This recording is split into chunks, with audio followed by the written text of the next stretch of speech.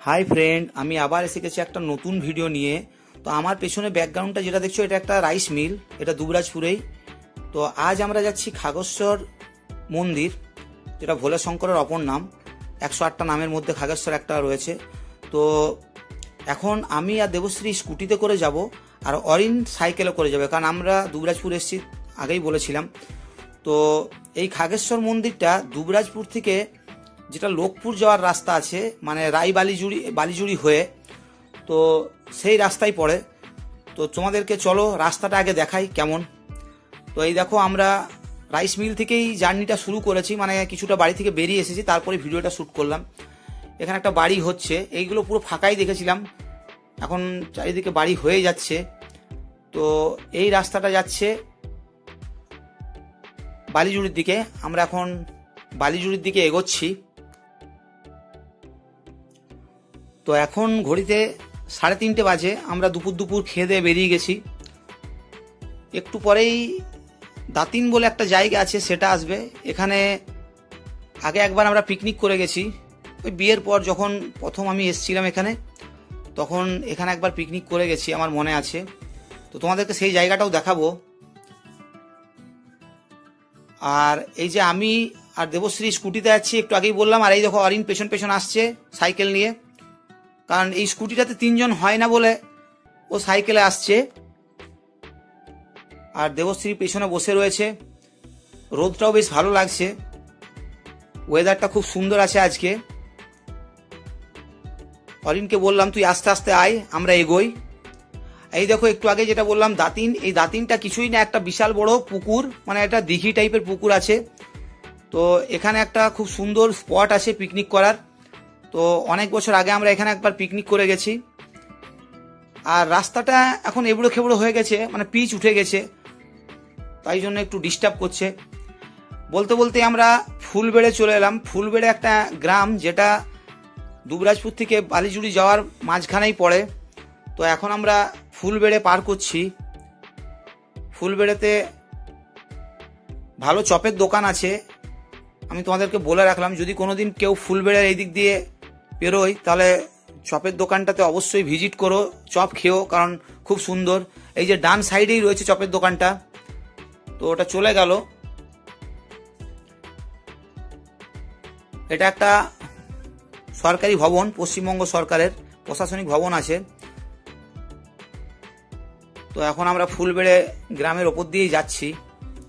বলতে বলতেই আমরা খাগেশ্বর মন্দির চলে এলাম। এটা বালিজুড়ির কাছেই অবস্থান করে। তো দূরে দেখা যাচ্ছে ভোলে শঙ্করের মন্দির। সামনে ঢুকতেই দেখবে একটা ভোলে শঙ্করের একটা মূর্তি রয়েছে, বিশাল বড়। চলো তোমাদেরকে দেখাচ্ছি। আর এখানে বাঁ সাইডে তেঁতুল গাছ, খুব সুন্দর। এখানে আগে দুপুরবেলায় এসে আমরা রেস্ট করেছি। বলতে বলতে এই দেখো, ভোলে শঙ্করের মূর্তিটা দাঁড়িয়ে রয়েছে এখানে, দেবাদিদেব মহাদেব। তো আমরা মহাদেবকে প্রণাম করে আমরা এবার ভিতরে ঢুকছি।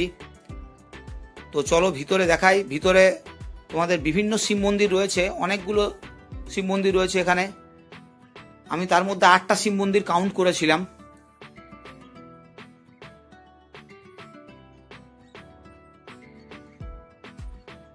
এই দেখো, এখানেও একটা শিব মন্দির রয়েছে, আদিযোগী রয়েছেন।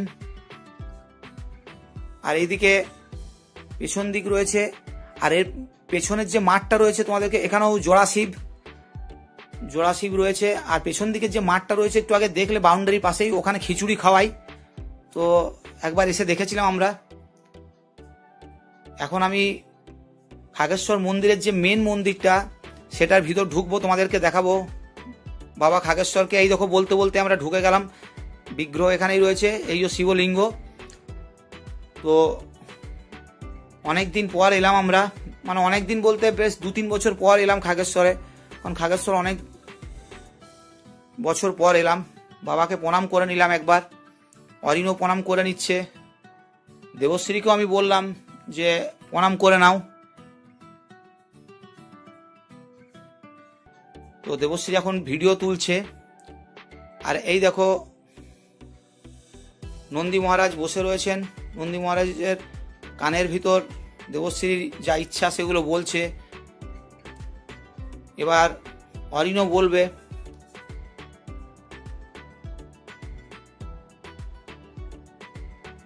এই দেখো অরিন দাঁড়িয়ে মোবাইল ঘাটছে, আর কিছু করছে না। আর এই দেখো এখানেও শিব মন্দির রয়েছে, অনেকগুলো শিব এখানেও রয়েছে। এখানে মৌনী বাবা রয়েছে, মানে একটা সাধু বাবা, সে আগে থাকতো, উনি দেহ রেখেছেন। এখানে একটা শিব মন্দির। তো আমি এখানে টোটাল 8টা শিব মন্দির দেখালাম। এই যে খিচুড়ি খাওয়ার জায়গাটা তোমাদেরকে দেখিয়ে রাখি, যখনই খাগেশ্বরের মেলা বা খাগেশ্বরের কোনো পুজো হয় তখন এখানেই খিচুড়ি খাওয়াই। আমি একবার খেয়ে গেছি, খিচুড়ি খুব সুন্দর লেগেছে। আর এই দেখো এখানে যজ্ঞি হয়, ওই জায়গাটা দেখলে যজ্ঞি। আর এটা খাগেশ্বর থেকে বেরিয়ে এসেই আরেকটা মন্দির রয়েছে, এই দেখো ভৈরবনাথ মন্দির। তো আমরা এখন ভৈরবনাথের দর্শন করব। ভৈরবনাথের মন্দিরটা এই দেখো সামনেই রয়েছে। এই দেখো বাবা ভৈরবনাথ।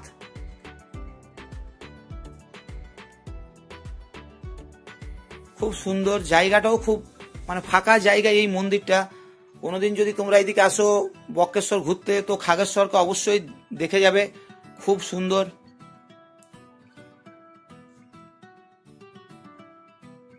তো বন্ধুরা, এই ছিল আজকে আমার ভিডিও। আমার ভিডিওটা কেমন লাগলো তোমরা অবশ্যই কমেন্ট করে জানিও। আর হ্যাঁ, ভিডিওটা আবার বলছি তোমাদেরকে, চ্যানেলে নতুন হলে অবশ্যই সাবস্ক্রাইব করো আর বন্ধুদের মধ্যে শেয়ার করো। ভিডিওটা দেখার জন্য তোমাদেরকে অসংখ্য ধন্যবাদ।